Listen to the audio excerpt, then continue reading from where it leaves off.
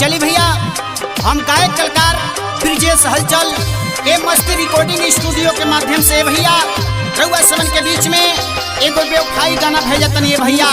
हमरा आशा न बल्कि पूरा विश्वास बा ये भैया कि रउआ समन के पसंद पड़ी, हमरे के दुलार प्यार रउआ समन फेर देव जाए भैया।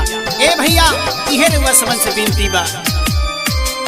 आँखिया लड़ल बड़ी ताऊ रहउए, आँखिया लड़ल बड़ी ताऊ रहउए, आँखिया रोवा के कपईबू हो, आँखिया रोवा के कपईबू हो।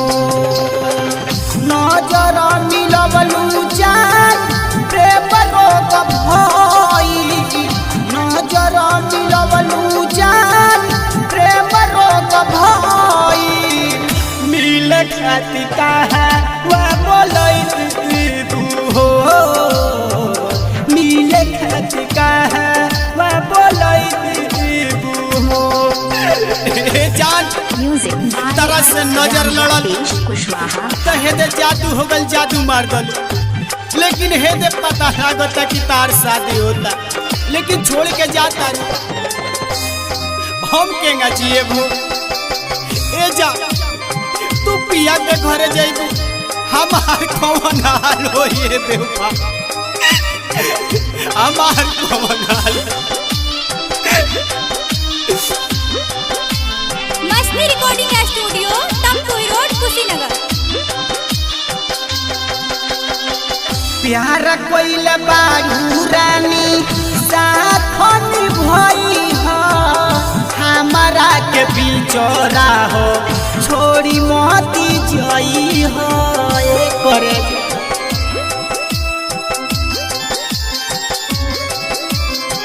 प्यार कोइल बारू रानी साथ निभाई हो, हमारा के बिचौरा हो छोड़ी मोती जई हो।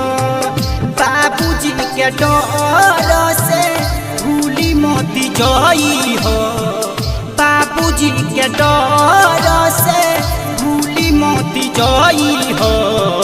प्रेमी के कोइल वादा निभई हो, प्रेमी के वादा निभई हो।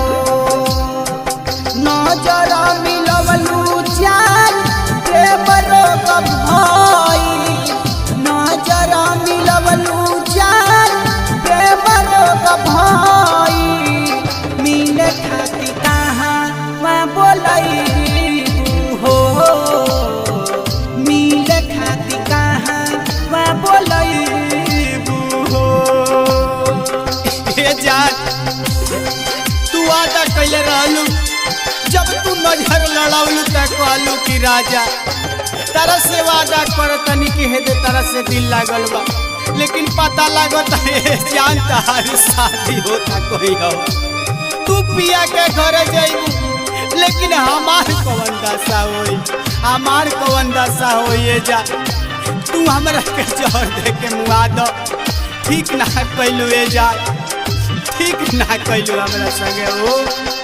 शादी के काट जानो तोहरो छपाई हो, हाथ फेल होई हमर और थी सजाई हो।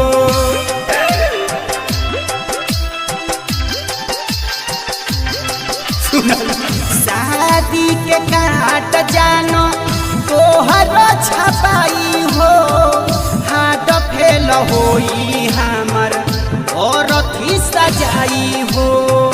हमारा के छोड़ी तू ससुरा जे जाइबू, हमारा के छोड़ी तू ससुरा जे जाइबू, खूनवा से हमारा न होइबू हो, खूनवा से हमारा न होइबू हो।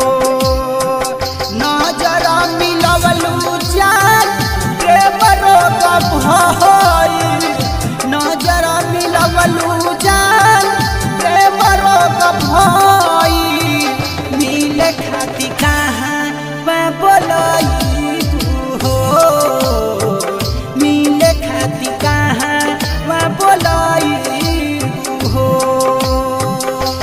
वो दुल्हन समझाए आंगन अपने सजाने के लिए, वही एक दिन नागन बन बैठी मुझे को काट खाने के लिए, मुझे को काट खाने के लिए। होल चल सरवन से पहले रहलू वादा, दिली को दीवाना जी के तुरलू इरादा।